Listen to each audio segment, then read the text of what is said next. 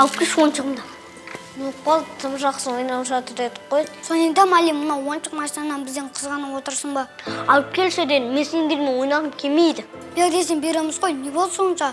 Мен сендермен ойнағым келмейді, өйткені сендердің әкелерің жоқ, ал менің әкем бар. Сендердің әкелерің жоқ болғандығынан мен ойыншығыма зәрусіңдер. Аузына байқап сөйлесең ойыншығына біздің әкеміздің қандай қатысы бар? Жүріп кеттік сыртқа.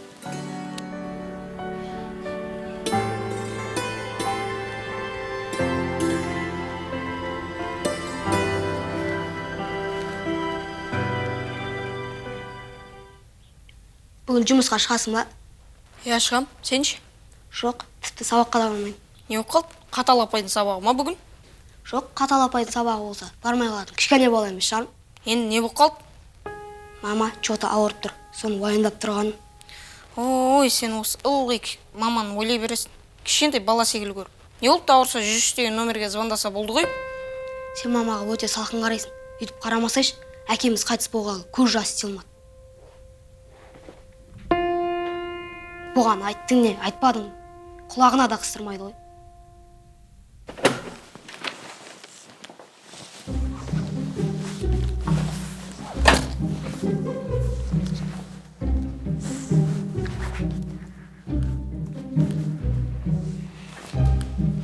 Сау тамдығы қалмады. Ол аз тағы да ұру керек еді. Я жылап папам айтам деп кетті ғой. Қазір папасы біз неге келіп мамамызға айтып берсеші, не істейміз? Көшенде қыздар сияқты папасына айтып бермейтін шығар. Біз осы далада болған нәрсені далада қалдырамыз ғой, ешкімге айтпай. Қане, ішке кірейік. Мама, мен бүгін сабаққа бармаймын. Онысы несі? Неге бармайсың? Ернар ағаға бүгін қиын сабақ сияқты, соған барғысы келмей жатқан сияқты. Сіз көшені бірінші тыңдап та, Ернар аға неге бармай жатсыз? Барғысы келмей жатыр да. Не болды? Мамам сонша сұрап. Кішкентай бала емес қой. Мен үшін қашан да кішкентай бала боласыңдар. Ну-ка айт, неге бармайсың?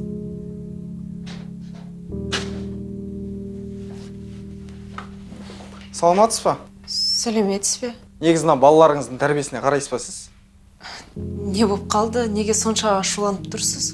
Қалай ашуланбайсың? Мына көзін қарасаңшы. Көзін жабылып көгертіп кеткен ғой ана екеуі. Балалар. Қайсың? Аға, ол өзі бірінші бастады. Не істеді? Өзі ұрды ма сендерді жалғыз өзі? Неге соншама жабылып ұрғансыңдар, а? Мен сендерге сондай тәрбие бердім ба? Жоқ, мама, ол өзі бірінші бастады. Сендермен ойнамаймыз, өткен сендердің әкелерің жоқ деп айтты бізге.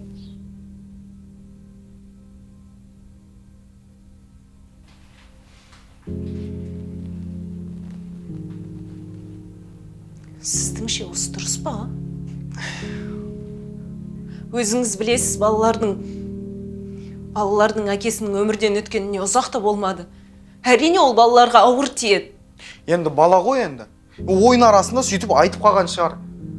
Үлкен адам емес қой, оның бәрін түсінетін, білетін. Жақсы, онда былай істейік. Сізге көп рахмет. Сіз өз балаңызбен өзіңіз сөйлесіңіз, ал мен өз балалармен өзім сөйлесем. Келістік пе? Жарайды, жақсы, рахмет. Жүр.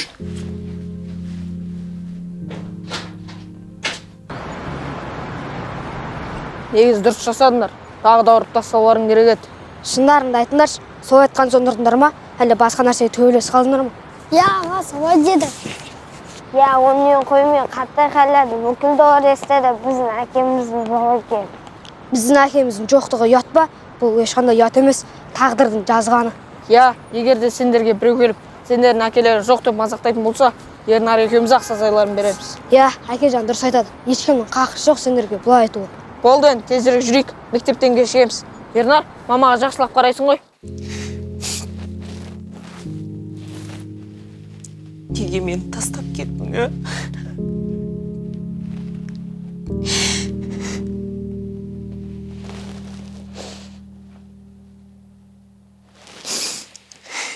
Мені білесің ғой, мен сенсіз ештеңесі жасай алмайым.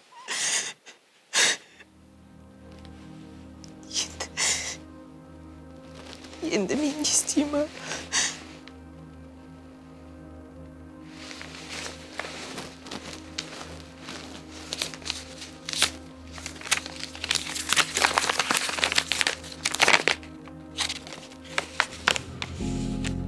Мақпал, мен білдім осы хатты сен ашатыныңды.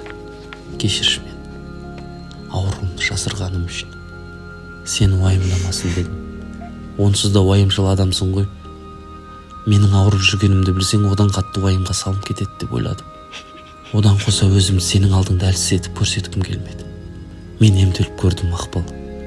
Бірақ маған дәрігерлер мүлде мен қонбайды, бауырыңыз бірте-бірте іріп жатыр деген соң тоқтаттым.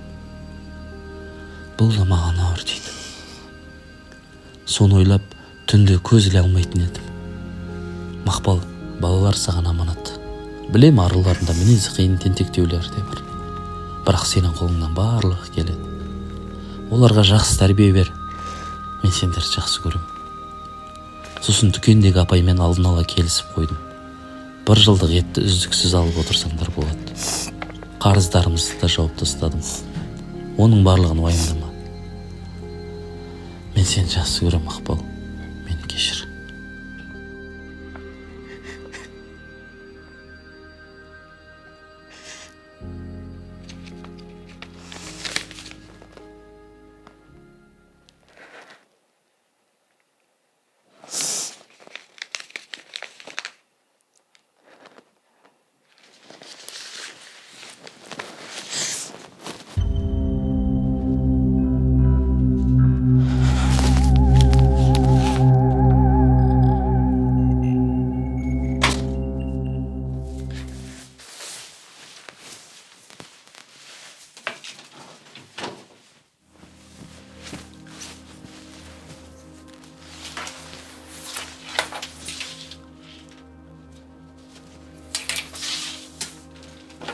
Мама, біздің дүкендегі қарыздарды кім төлеп тастаған? Қарыздарымыз қанша десем, жоқ дейді. Мама? Мама?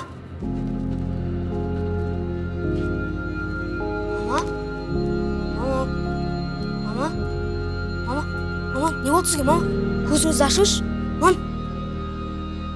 Көзіңізді ашыңызшы, мама. Не болды сізге? Ояныңызшы, мам.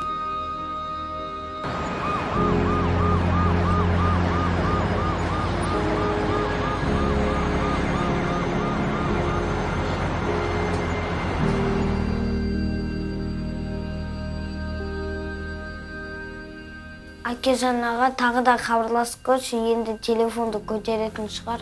Жоқ, болмайды. Ернарын өзің хабарласқан күтейік. Уайымдамаңдар, барлығы жақсы болады. Қане, шаршасаңдар барып ұйықтасаңдаршы. Жоқ, мен анамды күтем. Ол келмегенше ұйықтамаймын. Ертең сабақ, таңертең тұра алмайсыңдар ғой. Егер қазір ұйықтап қалсақ, анамызды көре алмай қаламыз ғой. Неге? Азанда көресіңдер ғой. Жоқ, есіңде ме?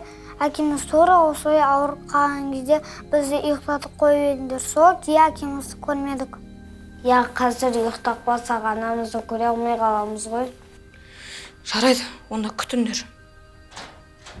Ура, анашым келді. Не болды? Анамыз да бізді әкеміз секілді тастап кетті ме? Біз ұйықтамай күтіп отырдық қой. Мыналар не деп жатыр? Не болды? Тыныштық па? Мама қайда? Анамызда бәрі жақсы, ауруханада 1-2 күн бақылауда ұстайды екен, сосын жібереді екен. Болды онда. Ертең сабақтан соң сендерді апарып келеміз. Енді қазір барып ұйықтаңдар.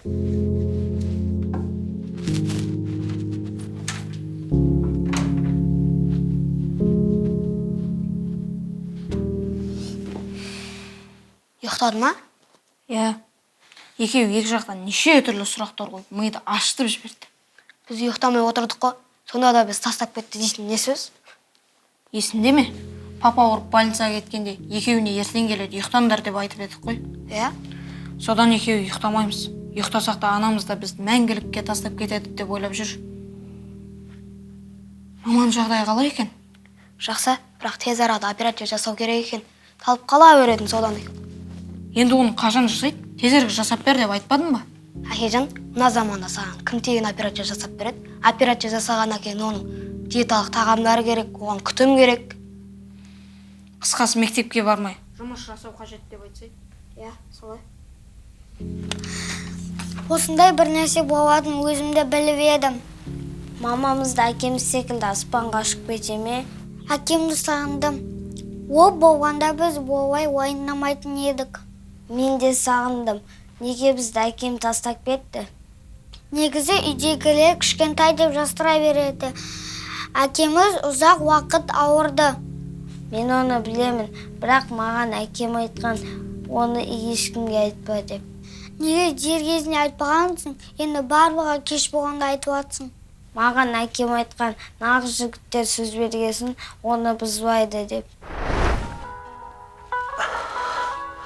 Димаштай, балам суап кеш бар.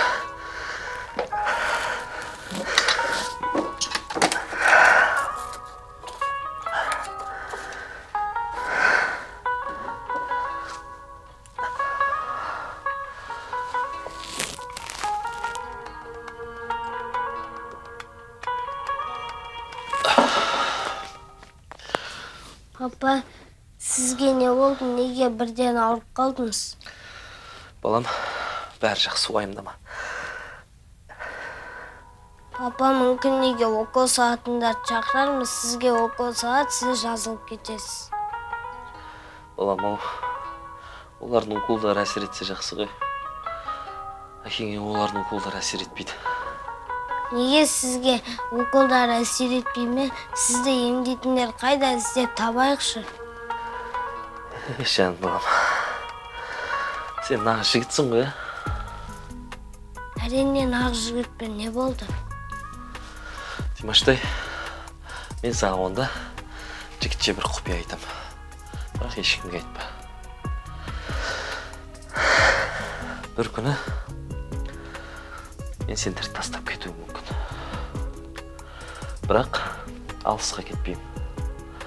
Аспаннан сендерді бақылап отырамын. Сол үшін бұзық болмаңдар. Шешелеріңді де тыңдаңдар. Жарай ма? Түсінбедім, папа. Киімдеріңізді де алып кетесіз бе? Жоқ, ешқандай киімдерімді алып кетпеймін. Бірақ қашан кететінімді өзім де білмеймін. Тым болмаса мамаға айтайық, мама бәріміз жазып береді ғой, сізді де жазып береді. Димаштай, сен нағыз жігітпін дедің ғой? Саған жігітше құпия айттым. Бұл құпияны ешкім естімеу керек. Тіпті анаң да, тіпті ағаң да. Жарай ма? Жаным, кел. Міне осылай болған. Ой, аңғала, неге дер кезінде соларды айтпағансың? Қайдан білейін, менің бар ойым нағыз жігіттер секілді құпияны сақтай білу еді. Мен папаның дәріханадан көп дәрілер алғанын байқап қалдым. Бұл ой ауырады деп ойламадым. Қайдан байқап жүрсің? Балам? Қалайсыз, пап? Жақсы жарым, өзің қалайсың, амансың ба? Я, жақсың. Қолыңыздағы дәрілер ма? Мынау ма? Білесің ғой, мен балам асқазаным ауырады. Соның бәрі анау майлы тамақ жегеннен дейді. Соған асқазаныма алып алдым дәрілерді. Бір асқазанға осыншама дәрі ішемін сонда? Енді балам асқазаның объемына байланысты ғой. Сен асқазаның кішкентай, саған бір дәрі жетеді. Мен асқазаным объем үлкен. Сосын көп дәрі алып алдым. Сен былай қыл, шай қой, екеуміз қазір отырып шай ішеміз, бақ ма? Жарайды. Шынымен мия жейтін дәрі болып кетті ғой, бәрі. Мұны қайық қоямыз? Дәрілер тұратын жерге қойсам, Мақпал күні кешін айтып жүрді, біліп қояды. Ескі костюм қалтасына салайын да бұны. Так, мына дәріні қайық қоям? Жұмысқа. Папа, неге ол дәрілерді ол жерге тығайын деп жатырсыз? Ол дәрілер ол жерде тұрмайды ғой, Мақпал біліп қоймас дейсіз. Мама біліп қойса не болады? Балам, енді білесің ғой мамаң мінезін. Ұрсады ғой. Ертең дәрілерді көреді, бір асқазаныңа осынша ақша құрды, дәрі ағасын ба, не болды сонша деп маған айқайлайды ғой. Білесің ғой, мен мамаңнан қорқамын ғой. Содан кейін тығып қойып жатырмын. Сен мамаңа айтып қойма, жарай ма? Айтпайын. Айтпайсың ғой,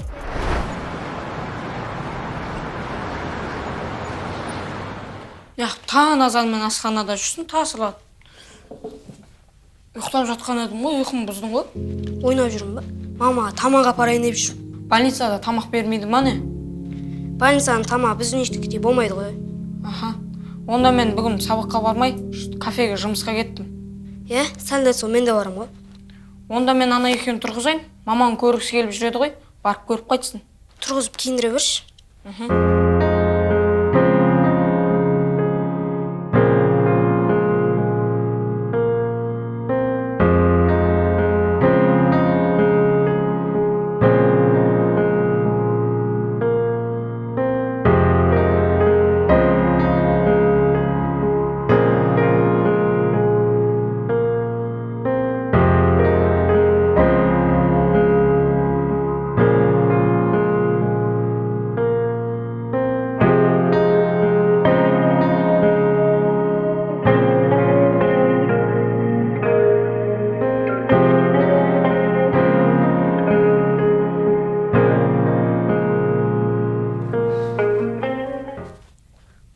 біз болдық.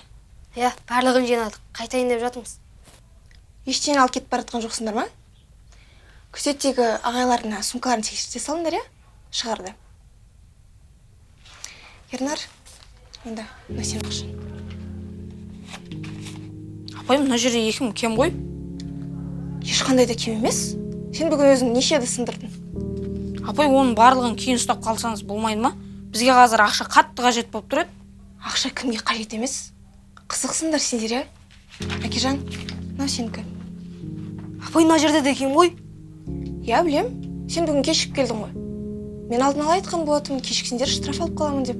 Апай, бірақ мен сізге ескерттім ғой. Мамамыз ауырып қалды, соған барамын больницаға. Енді ол менің проблемам ба?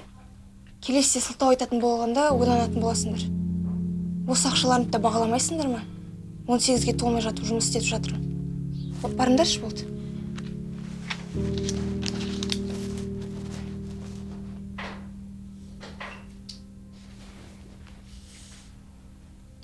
Сендер неге ұйықтамағансыңдар? Сендерді күтіп отырмыз. Шайша күтіп отырсыңдар ма? Кафеге жұмыс жасап келсеңдер, жейтін бірдеңелер алып келетін едіңдер ғой. Қазір біз олай әкеле алмайтын болғанбыз. Біз ояқты қатты тексереді. Ал мен сендерге алып келдім. Қане, келіңдер. Ура!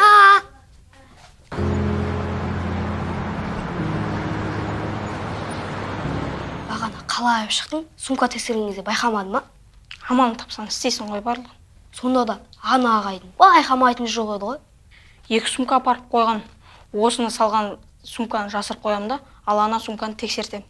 Базар жоқ саған. Мына 2 орындықтың бос екен, жаман екен. Естерінде ме? Осы орындыққа барымыз жиналып отыратын кездер.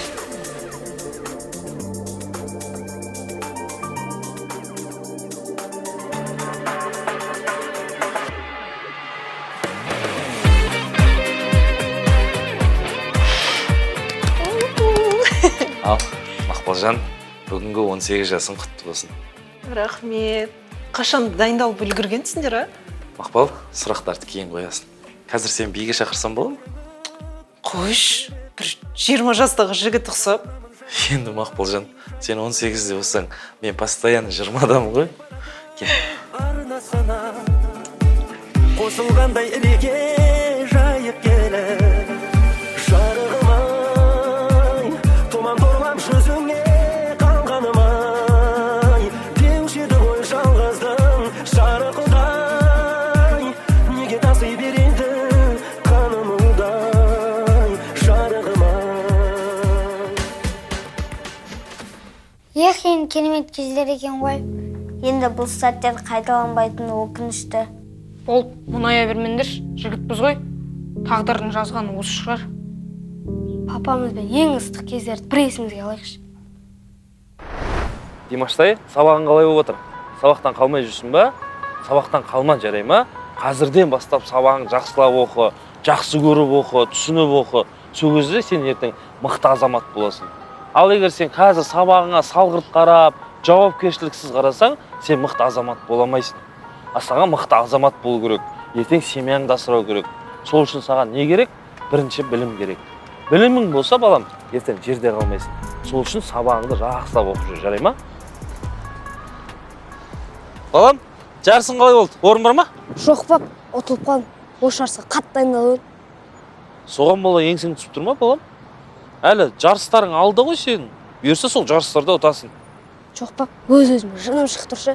Жұрттың балдарына кең болмай, ақша беріп қатыстырғаннан осы жарыста сізге медаль тағам ба деп едім, ол да болмады ғой. Қойшы балам, уайымдай бермеш. Бұл спорт қой. Спорт болғаннан кейін бірде жеңесің, бірде жеңілесің. Айтып отырмын, сенің алдыңда әлі талай жарыс бар. Сен әлі жап-жассың ғой. Құдай қаласа сол жарыстарға қатысасың, орын аласың. Мен өзім барып көрем, сол кезде медальді әкеп маған тағасың. Рахмет пап, мен түсінгенім үшін. Қарның ашпады ма? Ашты. Ашты ма? Салмақ қуамды біраз тамақ ішпедің ғой өзіңде. Жүр, өзің сүйікті тамағыңды әп берейін.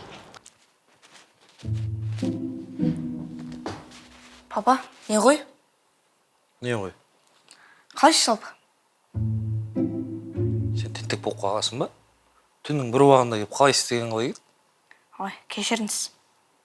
Сен шыштық па? Бір нәрсе бүлдіріп қойдың ба әлі? ертең 8 наурыз екен ғой. Мамаларыңа подарок ма? Уайымдамаңдар, мен өзім дерзкий подарок алып қойдым. Сендер әуре болмай, шығын болмай, андай 8 март деген открытка келсеңдер болды, жетеді сол. Папа маған басқа біреуге сыйлық алу керек. Соған кішкене ақша жетпей тұр. Кімге? Атты. Жыбырлық қалды ма анау? Папа. Келін баланың аты кім? Айтпасаң ақша бермей қоям. Айша. Айша? Беркітпен Айша болайын деп жүрсіңдер ма? Мына жете ма?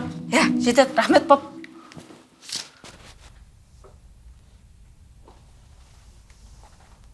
Балам, сабақ үлгерімің қалай?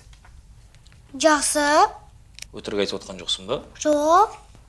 Онда апайың өтірік айтып отыр ма? Мен бүгін жиналысқа кіріп шықтым ғой. Балаңыз сабақ оқымайды дейді. Үй жұмысын орындамайды дейді. Сабақты түсіндірсек тыңдамайды дейді. Балам, сен қазақ тілінен ең төменгі балды алыпсың ғой. Қалай бол, балам? Қазақ тілі деген барлығымыз білуіміз керек қой. Ол өзіміздің ана тіліміз ғой. Қалай төмен бал алуға болады ол қазақ тілінен? Әке, ол апай бізге түк те түсіндірмейді. Қалай түсіндірмейді ол, балам? Ол мұғалім ғой, ол өзінің жұмысы ғой. Мүмкін сен дұрыс тыңдамаған шығарсың. Или түсінбей қалған шығарсың. Түсінбей қалсаң, балам, қолыңды көтеріп, апай қайталап жіберіңізші, түсінбей қалдым десең, түсіндіріп береді ғой саған. Тура солай айттым. Мен бір түсіндіріп алғанда түсініп алыңдар. Екінші рет түсіндірмеймін деп айтты. Тура солай айтты ма? Иә.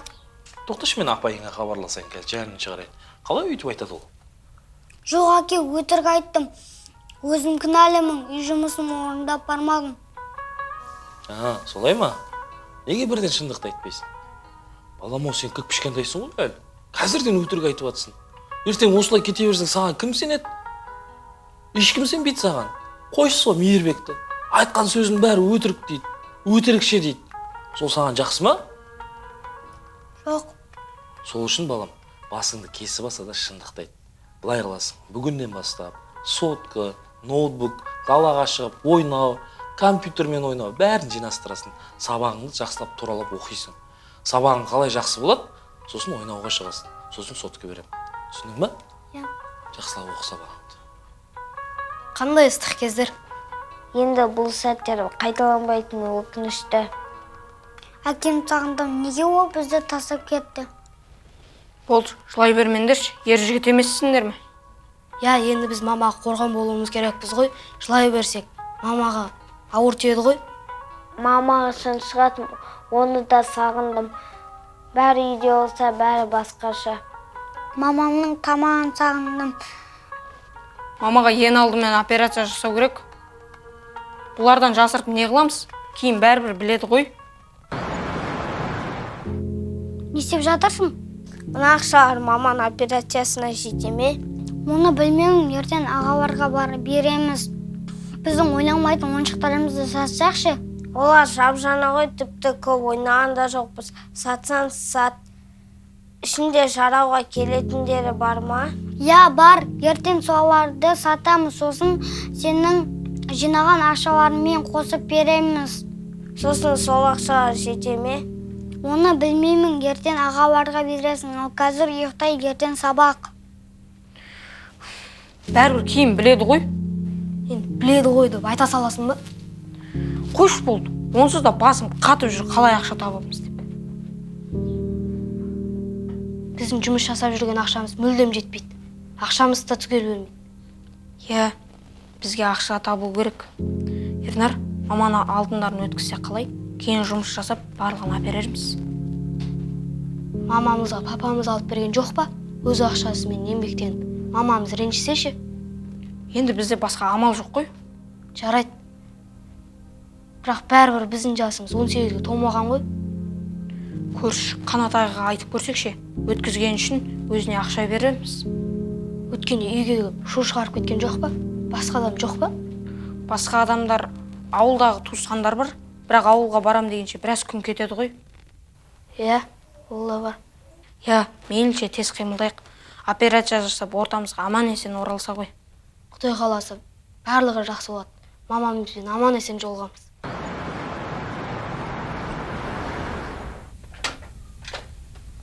Ассалаумағалейкум аға. Уағалейкумассалам. Қалайсыңдар жігіттер? Жақсы. Аға, сізге бір өтінішпен келіп тұр едік. Не жағдай? Аға, мына алтындарды өткізіп бере аласыз ба? Өткізгеніңіз үшін рахметіңізді береміз. Не алтын бұл? Ұрланған алтын емес па? Бұл мамамыздың алтыны. Мамамыз ауырып қалып, шұғыл түрде операция жасау керек болып тұр. Бұл білмеппін жігіттер. Бүгін өткізу керек па бұны? Иә, меніңше тезірек болса жақсы болар еді. Ол жайт. Бүгін өткізіп, онда бүгін апарып берейін, иә?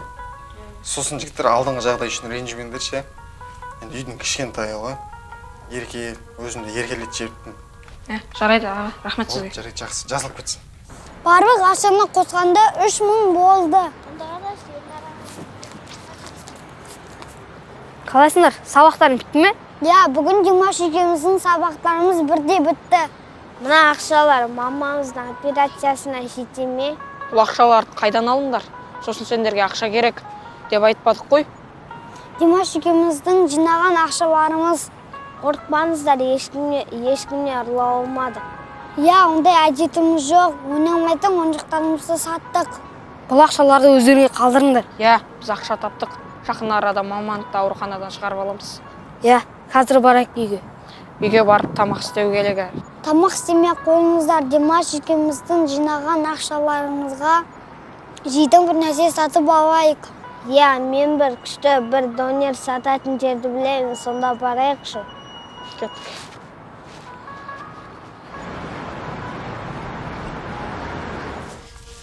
Көмектескеніңіз үшін рахмет. Балалар!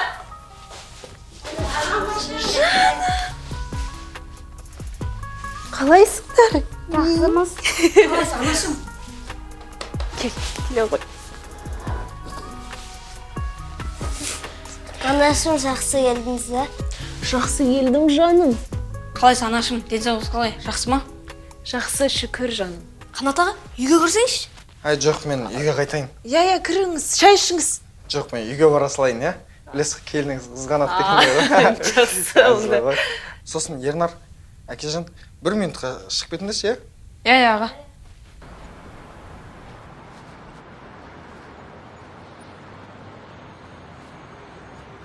Иә аға, мына тұрыңыз, айтай беріңіз. Міне жігіттер, аналарының алтыны. Аға, сіз бұл алтындарды өткізбегенсіз бе? Өткізуге дәтім бармады. Қаншатегі мен Нұрсұлтанның Мақпалға берген сыйлықтары ғой. Аға, сонда больницаға деп жинап берген ақшаны қалай алдыңыз? Ой жігіттер, сендердің әкелерің маған негіз біраз жақсылық жасаған. Енді сонша жақсылық жасағаннан кейін өйтіп көмектеспесем де ұялдым. Сондықтан осылай. Болды, аналарға беріп қуантыңдар, иә? Аға, біз Ернар екеуміз жұмыс жасап, бұның ақшасын біртіндеп қайтаратын боламыз. Ой жігіттер, керек емес. Біз деген көршіміз ғой. Көрші ақысы тәңір ақысы дейді. Қой беріңдер. Одан да сабақтарыңды оқыңдар, жарай ма? Ал, жүріңдер, мамаларың қуантыңдар.